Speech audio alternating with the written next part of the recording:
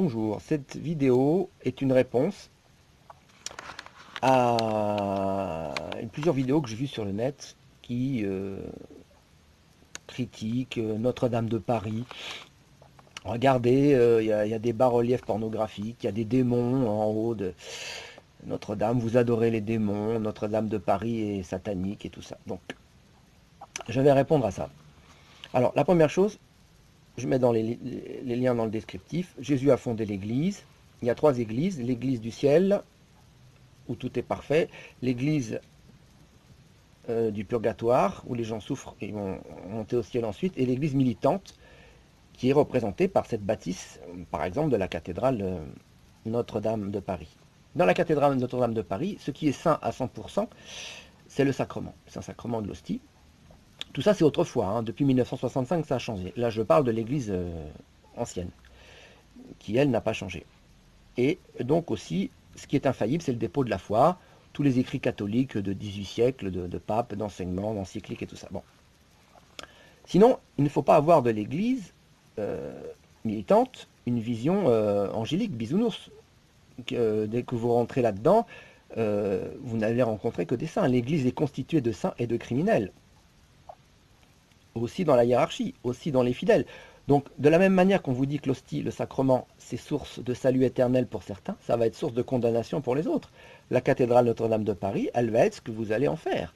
Il y a des gens qui, en allant toute leur vie à la cathédrale de Paris, ils vont se sauver, et d'autres, ils vont se damner. Bon. Alors, on nous dit que ça a été construit par les francs-maçons, donc voilà, il y a des signes ésotériques et tout ça.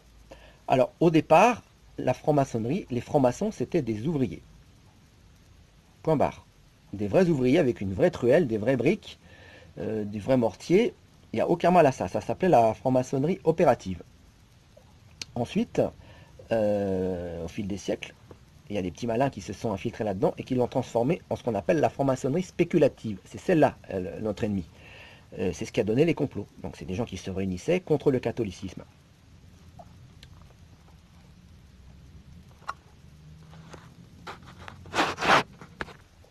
Donc il ne faut pas s'étonner à ce que dans l'église, dans la cathédrale ou dans les églises, il y a aussi des signes ésotériques. Ça ne touche pas au Saint-Sacrement, ça ne touche pas à l'infaillibilité de l'Église. Ça veut tout simplement dire que dans l'Église, au niveau des personnes, il y a des bons et des mauvais. Si quelqu'un y met quelque chose de mauvais, bon, si on le découvre, on l'enlève, mais sinon, ça reste. Mais ça a aussi un but éducatif, c'est-à-dire, il faut étudier comment marchent les gens les sorciers, tout ça, ou les gens qui se donnent aux démons, pour mieux les combattre. Donc ça a aussi un but éducatif.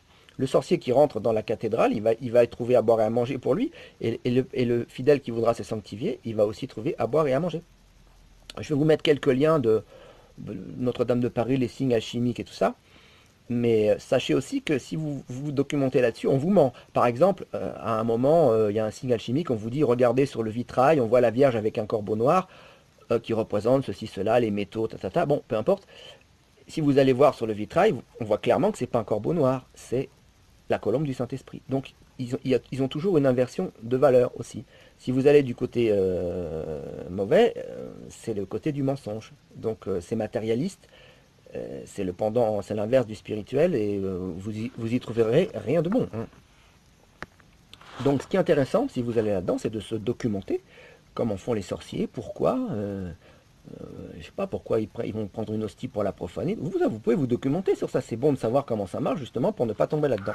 Bon, alors, donc il y a plusieurs attaques, par exemple, des fameuses images pornographiques. Regardez, alors parce que c'est vrai, on regarde, il y a certaines images pornographiques dans les bas-reliefs. Alors, ils vous font un gros plan sur ça, et puis ils vous font comme si ça faisait 10 mètres de long. Donc, il y a une petite image. Pourquoi? Autrefois, les gens, c'était fait pour apprendre aux gens qui ne savaient ni lire ni écrire. On leur avait fait un catéchisme de pierre dans les bas-reliefs, on leur apprenait absolument tout. Donc par exemple, pour enseigner les 7 péchés capitaux, gourmandise, avarice, impureté, orgueil, paresse, envie, colère, vous aviez des tympans, des bas-reliefs. Et donc il y avait quelque chose qui représentait, taillé dans la pierre, la gourmandise, l'avarice, l'orgueil, la paresse, bon, l'impureté. Comment vous voulez représenter l'impureté par une image. Dès l'instant que vous avez décidé d'enseigner les choses par l'image, bah, il y avait une image d'impureté, c'est tout, pour donner l'exemple. Ça aidait aussi les gens à se confesser. Ceux qui avaient fait ce péché-là, eh ben, ils n'arrivaient pas à le sortir. Le prêtre leur disait, vous avez fait quoi? Ils montraient sur le tympan et disaient, j'ai fait ça. Ça aidait à la confession. Donc ça avait un but éducatif. À aucun moment, l'Église n'a dit, faites ce péché qui est dessiné dans la pierre. Hein, on n'est pas dans le temple, il y a des temples indiens où il y a tout le Kama Sutra. Là, ça, les gens, ils n'en parlent pas. Là, cette religion indienne, elle enseignait de faire tout ça, toutes ces positions. Là, l'Église, c'est pas ça. Et donc, il y a des gens qui font des vidéos sur ça, ils font un gros plan sur ça. Ils vont dans toutes les cathédrales où ils vont photographier l'image pornographique, entre guillemets. Et puis, j'ai vu une vidéo sur Notre-Dame, et le gars, il les a toutes mises, et il dit, tout ça, c'est à Notre-Dame de Paris. Ah, attends, eh oh, il y en a une. Et alors, si vous vous reculez, évidemment, ça prend une toute petite place. Vous verrez qu'il y a aussi, donc, comme j'ai dit, il y a une représentation de la gourmandise, de l'orgueil, de la paresse.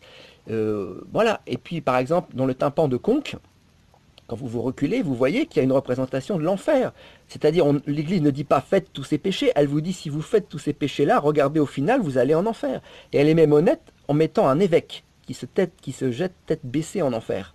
Pour bien montrer que même les prêtres ne vont pas au ciel plus facilement que les autres. S'ils font ce péché de gourmandise, d'avarice, d'impureté, c'est-à-dire de luxure, d'orgueil, hein, ils y vont aussi comme les autres. Hein. Il n'y a pas l'exception de personne. Un pape, un évêque, un prêtre ne se sauve pas plus facilement qu'un fidèle. S'il commet les péchés mortels, il va en enfer comme les autres. Deuxième attaque contre l'Église catholique, on nous dit vous avez des démons en haut de l'Église.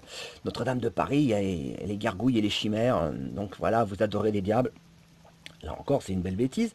Donc, alors, la gargouille, pour vous rappeler, procédé mémotechnique, gargouille, ça gargouille comme de l'eau. Donc les gargouilles, c'est des gouttières dans lesquelles coulait l'eau.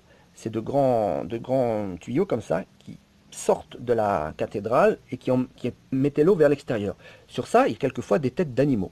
C'est tout. Les évangélistes, on les représentait, les 4 évangiles avec des animaux, l'aigle, tout ça. Donc là, il n'y a rien d'ésotérique. Ça, c'est les gargouilles. Ne pas confondre avec les chimères. Les chimères, c'est pareil en haut du toit, c'est des représentations de démons. Il faut savoir que ces représentations de démons, on les a mises seulement au 19e siècle. Elles n'étaient pas là au Moyen-Âge. Dans la cathédrale du Moyen-Âge, ça n'existait pas. Là, c'est toujours une représentation éducative. Ça veut dire que quand tu vas vers Dieu, quand tu es loin de la cathédrale, là, tu vois ces démons. Quand on va vers Dieu, c'est pareil. Qu'est-ce qui se présente sur notre chemin? C'est Dieu. C'est toujours un parcours initiatique vers le sacrement qui est dans le centre, dans le Saint des Saints, on va dire, dans le centre de la cathédrale. Ça, c'est une première explication. La deuxième explication, c'est aussi que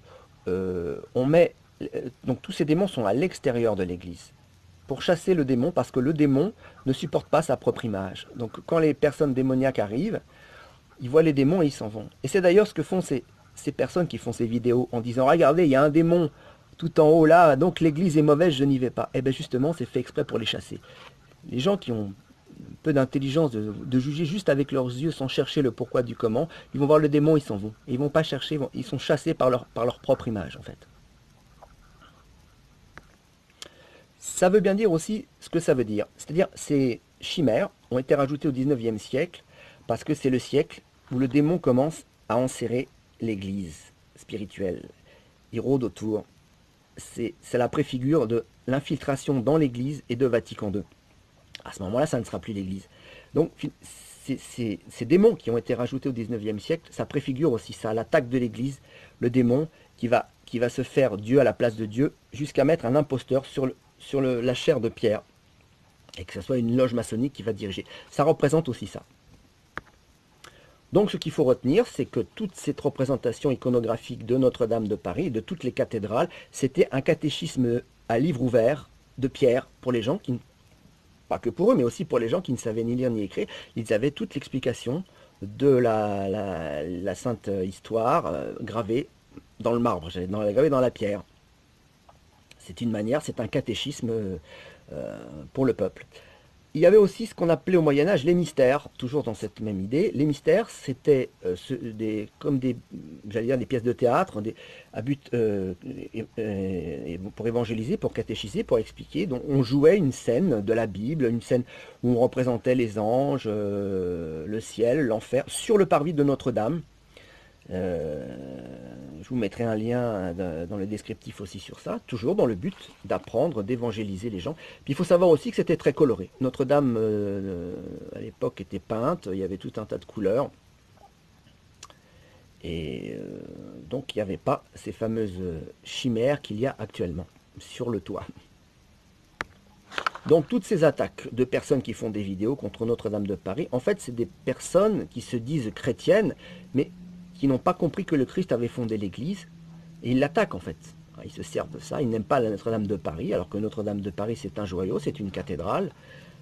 Oui, il y a des signes ésotériques dedans, parce qu'il y a des gens qui se servent de ça pour faire le mal.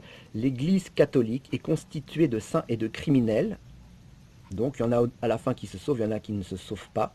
L'église militante, l'église qui est sur la terre, ce n'est pas l'église du ciel. Il ne faut pas s'attendre à trouver des bisounours. Il ne faut pas s'attendre à une représentation de l'église parfaite, avec entièrement des saints et que à l'intérieur, que tout doit être merveilleux, fantastique. Dans l'église militante, il y a un combat entre le bien et le mal. Donc dans l'architecture, on va trouver aussi un combat entre le bien et le mal. C'est à l'image du combat des fidèles, du combat des prêtres, des évêques. Et une dernière chose pour nos amis qui sont à l'étranger, arrêtez de dire Notre-Dame de Paris n'est plus, Notre-Dame de Paris a été détruite, c'est le toit qui a brûlé. Bon, la pierre a été fragilisée à certains endroits, mais enfin, il y a quand même les trois quarts qui restent debout.